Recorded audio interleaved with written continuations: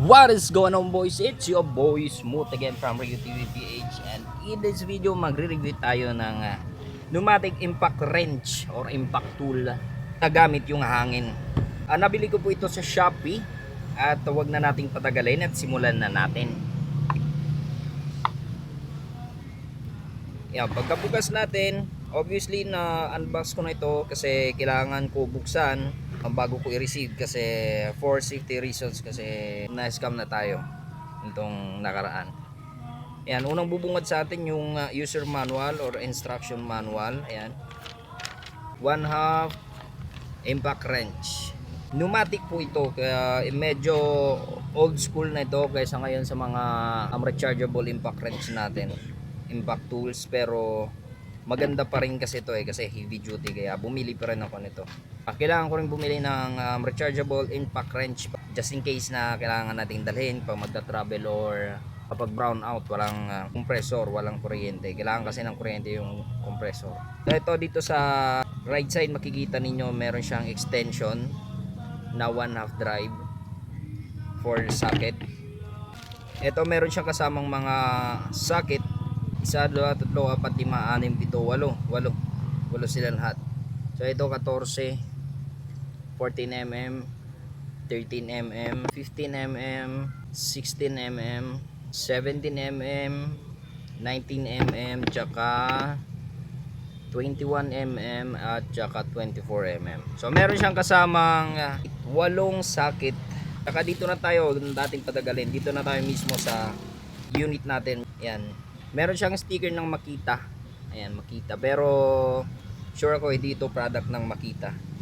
Hindi ko lang alam kung Makita talaga to. Kasi sticker lang kasi siya, hindi siya naka ano diyan naka-engrave. Kaya meron siya dito ang sticker na Air Impact Wrench 1/2. Mabigat siya. So siguro nasa 2 kilos ata ito. Kasi mabigat siya. So makikita natin dito sa instruction manual niya, meron siyang 5.4 pounds or 2.5 kilogram yung bigat niya. Kaya medyo may kabigatan siya. Sa ito mong klase ng impact wrench, yung mga hindi pa nakakalam or hindi pa naka-experience ito, ay meron po siyang oil. Ayan, ito yung lagayan ng oil. Ayan, Allen key yung gagamitin natin dyan. Ayan, check na rin natin kung merong oil. Pansin natin wala siyang oil, wala pa siyang oil. Kailangan natin siyang lagyan ng oil. Problema nito kasi first time ko maglalagay ng oil nito. Hindi ko lang alam kung pupunuin ba to, pero pupunuin naman siguro yan. Wala pa siyang oil. Yung gagamitin natin dito is motor oil, yung pang motor na rin, kasi yun lang meron tayo dito. For lubrication lang naman din to kaya ito mas maganda dito kasi meron siyang lubrication. Unlike sa mga brushless, yung mga rechargeable, dry talaga siya. Kaya mas maganda yung ganitong klase kasi meron siyang lubrication. Mas matagal siyang mag wear and tear, diba? Ito nga pala yung forward at reverse niya.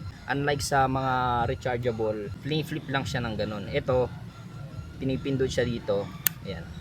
Pag ganito, reverse. Tapos kung gusto mo naman i-forward, ayan, ganun.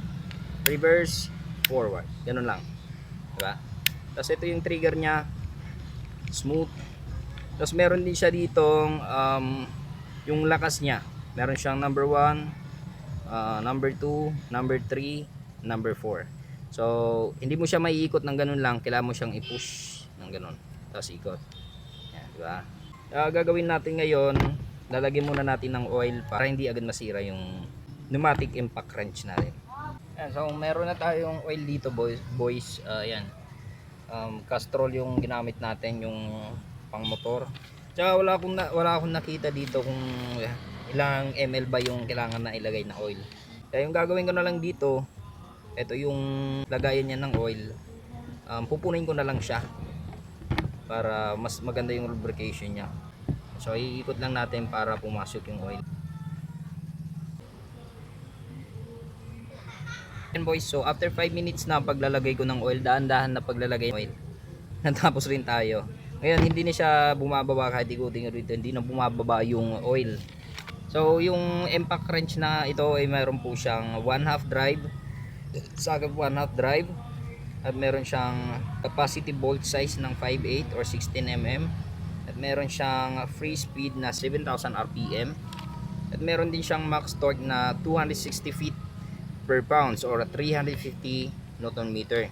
Kunin natin yung compressor natin para matry natin. So nandito na yung compressor natin.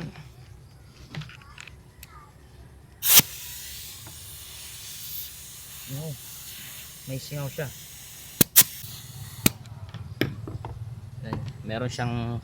May singaw siya dito sa thread. Ilalagyan na lang natin siya ng teflon para walang singaw.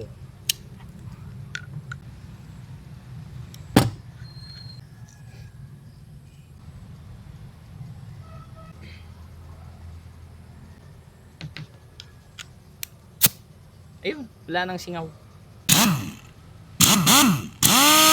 Yan, try na natin yung lakas niya. Daling ko muna kayo dito.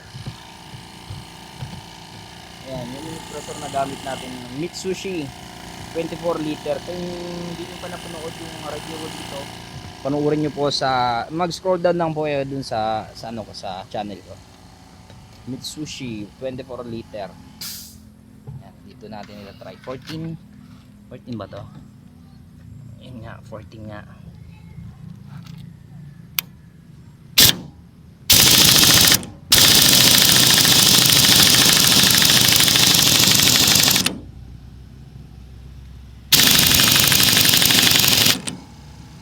Ako po, mukhang hindi ako satisfied sa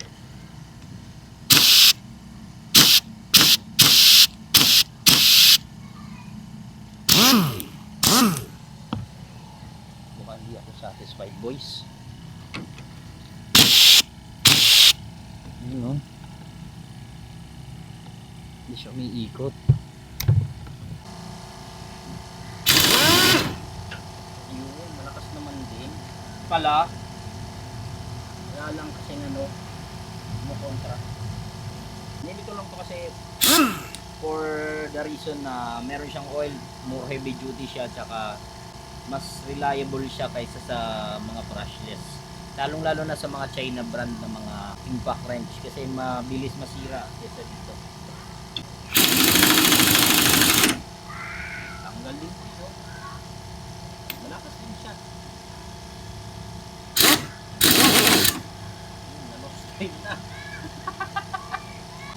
O nga pala boys, nakalimutan ko, kaya pala akala ko mahina kasi meron pala siyang, kailangan mo siyang i-adjust dito. So nasa number 3 lang tayo. Yan, sasagan natin sa number 4. Ayan. Number 3 yun. Try natin yung number 4. Yun. Mas malakas nga siya boys. Yan siya na, bubo. So na low thread yung isa. Nasira. Yan o, kita nyo, lost trade na yan, wala na. Sira. Ano boys, naka number 4 tayo, max, naka number 4 tayo. Trusted na yung bolt na yan sa tambucho. Try natin yung matanggal. 12mm. Ayun, malakas talaga boys, ina-underestimate ko lang.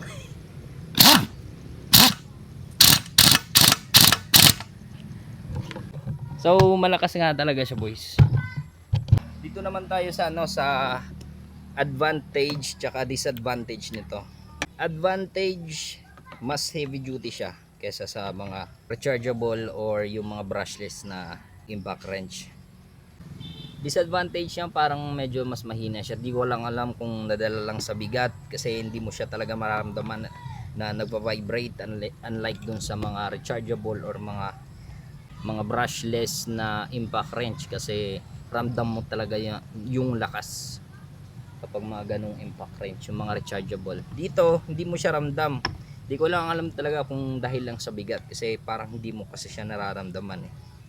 Isa pang disadvantage dito, hindi mo siya magagamit kapag brownout, at di mo siya madadala elsewhere kung saan ka man pupunta, especially kung magta-travel ka. Kapag nasiraan ka, kailangan mo ng impact wrench, Ayan, di mo siya madadala kasi kailangan meron siyang air compressor kasi nga pneumatic siya. Disadvantage yung sobrang bigat niya. 2.5 kilograms mabigat po siya sa kamay. Kung ito po yung gagamitin mo pang araw-araw sa paggagawa, hindi mo siya magagamit para lang sa mga small things. Magagamit mo lang siya kung sa mga kailangan talagang gamitan na ng impact wrench, yung mga may hirap na, di ba? Especially dun sa mga clutch assembly natin, kailangan ng mga impact wrench yun. Parang dun mo lang siya magagamit kasi tatamarin kang gamitin to kasi sobrang bigat, 2.5 kg. Siguro sanayan lang naman kasi yung iba ito talaga ginagamit nila pang araw-araw.